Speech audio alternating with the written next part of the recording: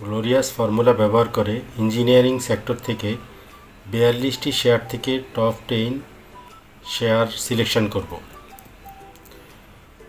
Selection প্রসেসটা দেখে নিন, তাতে জ্ঞান বিস্তৃত হবে বলে আমার বিশ্বাস।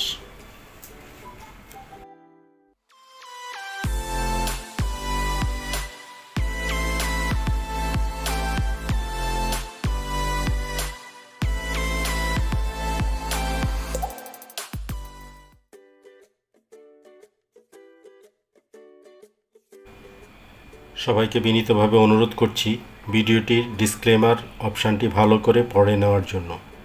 চ্যানেলটি স্টাডি পারপাসে সম্পূর্ণ এডুকেশনাল, তাই চ্যানেল দেখে কেউ প্রভাবিত হবেন না।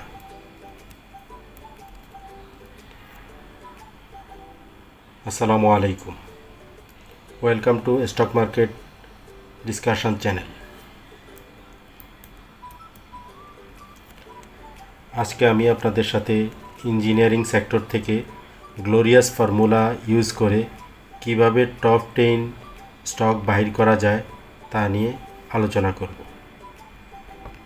টপ 10 বাহির করার প্রক্রিয়া জানতে হলে সামনের সময়টুকু আমার সাথে থাকার অনুরোধ করছি।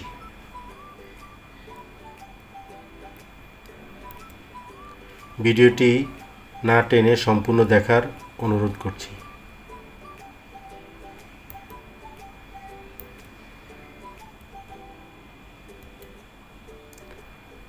চলুন তাহলে আমরা এক্সেল শিটটা ফলো করি। একটু ভালো করে দেখি। এক্সেল শিটটা ফলো করুন, আমার কথাগুলো মনোযোগ দিয়ে শোনার চেষ্টা করুন। যারা এখনও আমার চ্যানেলটি সাবস্ক্রাইব করেন নাই তারা সাবস্ক্রাইব করুন। যারা আমার নিয়মিত শ্রোতা তাদেরকে অনুরোধ করছি আপনার বন্ধুবান্ধব সহ পরিবারের সাথে শেয়ার করুন।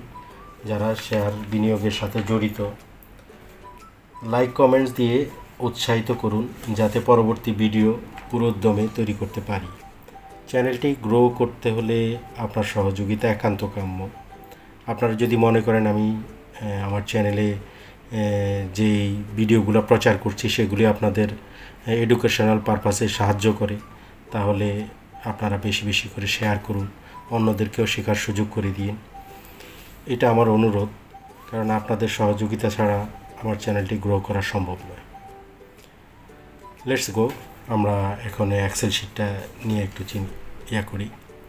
তো এক্সেল শিটের যেটা হচ্ছে যে এখানে ইঞ্জিনিয়ারিং সেক্টরে আমি ইঞ্জিনিয়ারিং সেক্টরটাকে বেছে নিয়েছি, কারণ এখানে 42টা কোম্পানি আছে। এখানে দেখেন 42টা কোম্পানি আছে, অনেকগুলো শেয়ার আছে, যার কারণে এখান থেকে আমি টপ 10 শেয়ার সিলেকশন করব।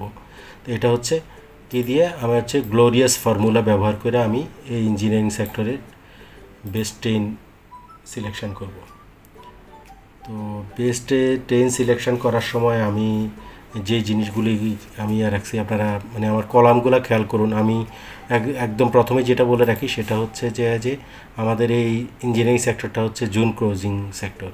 তার মানে হচ্ছে অলমোস্ট থার্ড কোয়ার্টারের ইপিএস দেওয়া হয়ে গেছে, 2-1টা ব্যতীত, এগুলো ব্যতিক্রম থাকি। তো থার্ড কোয়ার্টারের ইপিএস দেওয়া হয়েছে, তার মানে হচ্ছে যে বাকি সময়টা যদি আপনারা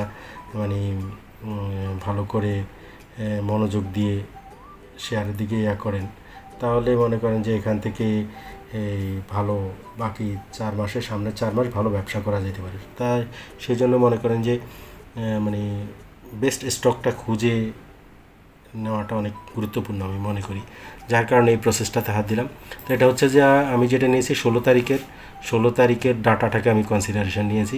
16ই মে 2022 যে ছিল ক্লোজিং প্রাইস ছিল, এই কলামটা হচ্ছে সেই ক্লোজিং প্রাইসটা। আর এখানে যে ট্রেডিং কোড দেখতেছেন এগুলো আমি নিয়েছি অ্যালফাবেটিক্যালি, ABCD, এভাবে যে আগে পড়েছে আগে, পরে পড়েছে পরে।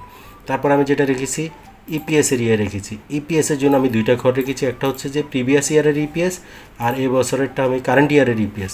এই 2টার সাথে আমি রেখেছি এটা ইপিএস গ্রোথ, গত বছরের তুলনায় এই বছরের যদি ইপিএস আমরা তুলনা করি, সেই গ্রোথটা কি পজিটিভ না নেগেটিভ, এটা বোঝার জন্য আমি এই ইয়াটাকে কনসিডারেশনে নিয়েছি। তো এটা খুবই জরুরি। তারপরে দেখেন ন্যাব, আমি ন্যাবটা নিয়েছি। ন্যাবটা একটা অর্গানাইজেশনের জন্য খুবই জরুরি। তারপর আমি দেখেন এখানে রেভিনিউ গ্রোথ নিয়েছি লাস্ট 5 ইয়ার্সের, মনে করেন 5 বছরের যে কম্পাউন্ডেড ইয়েটা পাওয়া যায় সেটা আমি নিয়েছি, এখানে 5 বছরের গ্রোথটা দেওয়ার চেষ্টা করছি। তারপরে এখানে ফরওয়ার্ডেড পি, আমি পিতে 3টা পি আছে, অডিটেড পি, তারপরে ট্রেলিং পি, এই দুইটাকে আমি কনসিডারেশনে নিয়ে নিই। ফরওয়ার্ডেড পিটা নিয়েছি কারণ এটা ওয়ার্ল্ড ওয়াইজ এটা স্বীকৃত, সুতরাং আমি ফরওয়ার্ডেড পিটা নিয়েছি।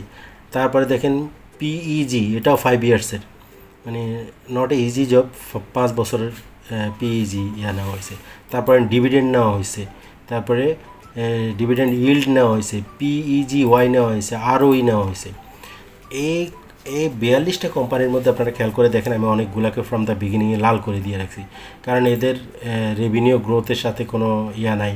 অনেকে দেখবেন এই যে দেখেন এদের কোনো নাই, ডিভিডেন্ডও নেই। ডিভিডেন্ড ছাড়াও দু একটার আমি রেখেছি যেগুলোর গ্রোথ ভালো, তারপরেও আমি এই জিনিসগুলো করেছি, এগুলোকে অনেকগুলো লাল করে দিয়েছি। তো এই লাল করে দেওয়ার পরে আমি এখান থেকে যখন আমি লালগুলোকে বাদ দিয়ে আমি যখন ফাইনাল লিস্ট করতে গেছি তখন 42টা থেকে আমি দেখলাম যে এখানে আমার দেখেন এই যে 27টা কোম্পানি এসে টিকেছে। তারপরেও 27টা কোম্পানির মধ্যে এখানেও কিন্তু এখনও অনেকগুলা নেগেটিভ ছিল। আমি এগুলাকে আপনাদেরকে বলবো যে আপনারা ফ্রম দ্য বিগিনিংয়ে এগুলাকে বাদ দিয়ে দিবেন, কারণ আমি এই কাজটা করার সময় আমি যখন সিলেকশন করতেছিলাম তখন আমি একটু ভয় ছিলাম যে নেগেটিভ কোম্পানিগুলো আবার না টপে চলে আসে। তো আপনারা এই রিস্ক নিয়েন না, নেগেটিভ থাকলে ফেলে দিয়েন। যেহেতু আমি কষ্ট করে করেছি আপনাদের সাথে কনসিডার করার জন্য, শেয়ারিং করার জন্য আমি সবগুলো এখানে রেখে দিয়েছি। তো আপনারা দেখেন তাহলে আমি এই জিনিসগুলো নিয়ে যখন কাজ করতে গিয়ে আমি লাস্ট স্কোরিংয়ের জন্য আমি এই 6টাকে কনসিডারেশন রাখছি। কি রাখছি? ইপিএস গ্রোথ, আপনারা দেখেন এই যে ইপিএস গ্রোথ, তারপরে ন্যাব রেখেছি, পিই রেখেছি, জি রেখেছি, পিইজি ওয়াই রেখেছি, আরওই। এই 6টাকে আমি কনসিডার করছি। এই 6টাকে কনসিডার করে আমি এটারে একটা স্কোরিং দেওয়ার চেষ্টা করেছি।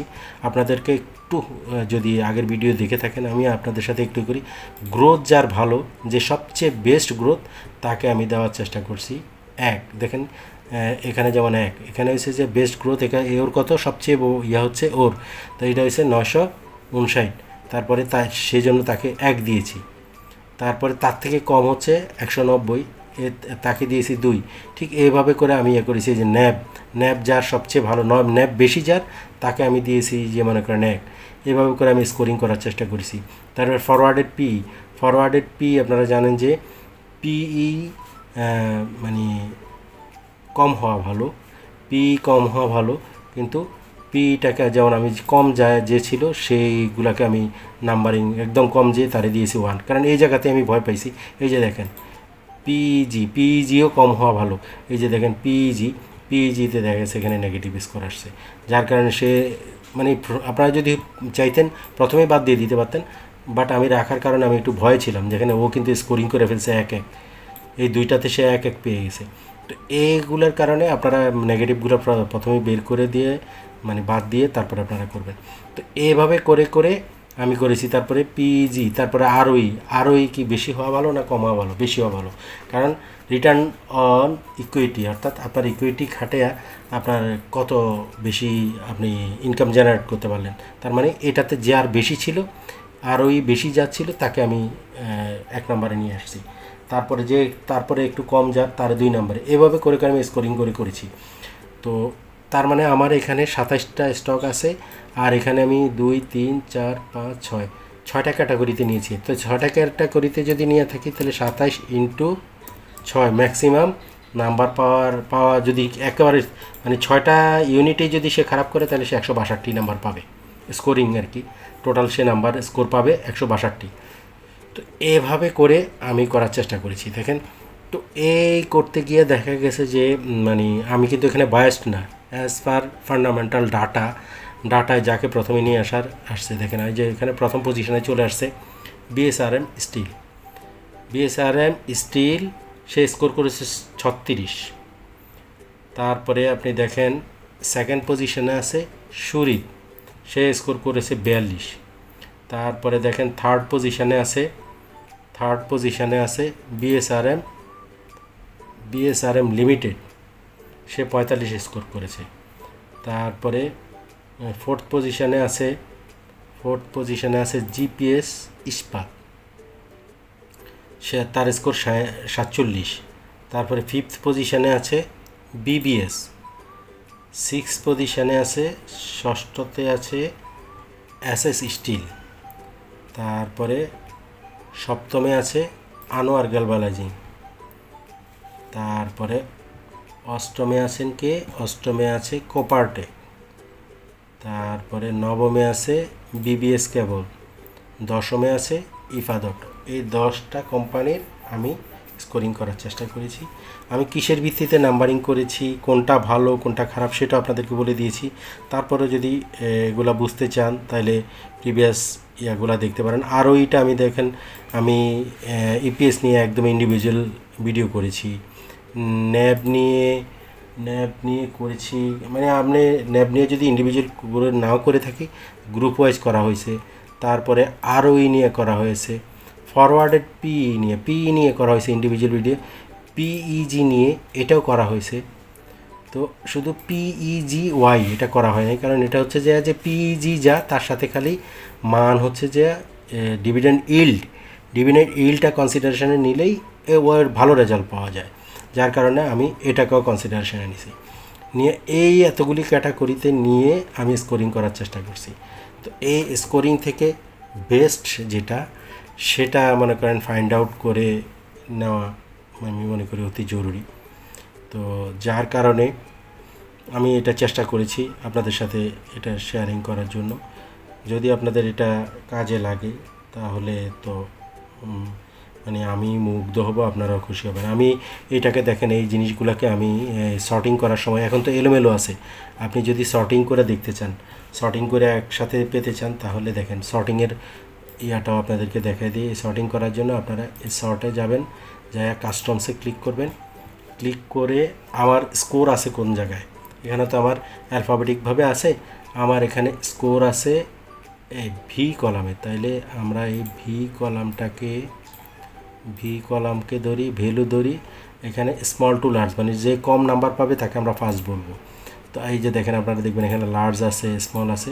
তো স্মলটাকে আমি ক্লিক করে, আমি যদি এখন ক্লিক করে দিই, আমার কিন্তু চলে আসছে, দেখেন চলে আসছে।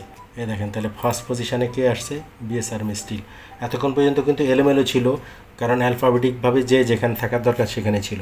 এখন আমি যেহেতু এই স্কোরিংটাকে বেস ধরে আমি সিরিয়াল করেছি, আমি কিন্তু পজিশনটা পেয়ে গেছি। দেখেন ফার্স্ট পজিশান, সেকেন্ড পজিশানে সুরিদ নিয়ে আমি বলি, এর আগে বোধহয় কেউ একজন আমার কাছে ফান্ডামেন্টাল চেয়েছিলেন, তখন আমার কাছে অ্যাভেলেবেল ডাটা ছিল না। ডাটা এবার ঠিকমতো ডাটা সব ফিল আপ করে দেখি যে মানে সে 2 নম্বর পজিশানে ঢুকে গেছে। 3 নম্বরে দেখেন বিএসআরএম লিমিটেড, 4 নম্বরে জিপিএস ইস্পাত, 5 নম্বরে হচ্ছে বিবিএস, 6 নম্বরে হচ্ছে এসএস স্টিল, 7 নম্বরে আনোয়ার গ্যালভানাইজিং, তারপরে 8 নম্বরে আছে কোপারটেক, 9 নম্বরে আছে বিবিএস কেবল, 10 নম্বরে আছে ইফাদট। এইটুকু মানে এই শেয়ারগুলো আমি মনে করেন যে গ্লোরিয়াস ফর্মুলা ব্যবহার করে এটা পেয়েছি। তো এটা নিয়ে আমার যেটা কথা হচ্ছে যে মানে এই উপরের যেই শেয়ারগুলো আমি এতক্ষণ পর্যন্ত আপনাদের সাথে এগুলো, এটাকে আপনাদেরকে অনুরোধ থাকবে যে এটা এডুকেশনাল পারপাসেই গ্রহণ করার জন্য।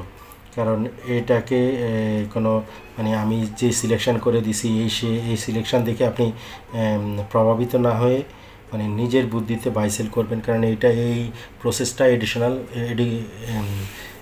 স্টাডি পারপাসে। সুতরাং এটাকে আপনারা প্ররোচিত না হয়ে নিজের বুদ্ধিতে বাইসেল করবেন, এটা আমার অনুরোধ। সম্মানিত সুধী, এতক্ষণ পর্যন্ত আমার সাথে থাকার জন্য আপনাদেরকে ধন্যবাদ জানাতে চাই। পরবর্তী ভিডিও দেখার আমন্ত্রণ রইল। Thanks for watching the video. Stock market discussion channel আপনাদেরকে সবসময় চেষ্টা করে ভিন্ন কিছু দেওয়ার জন্য। তো গ্লোরিয়াস ফর্মুলা যারা শুরু থেকে শেষ পর্যন্ত দেখলেন তাদেরকে আবারও অনেক অনেক ধন্যবাদ জানিয়ে আজকের মতো বিদায় নিচ্ছি। আল্লাহ হাফেজ।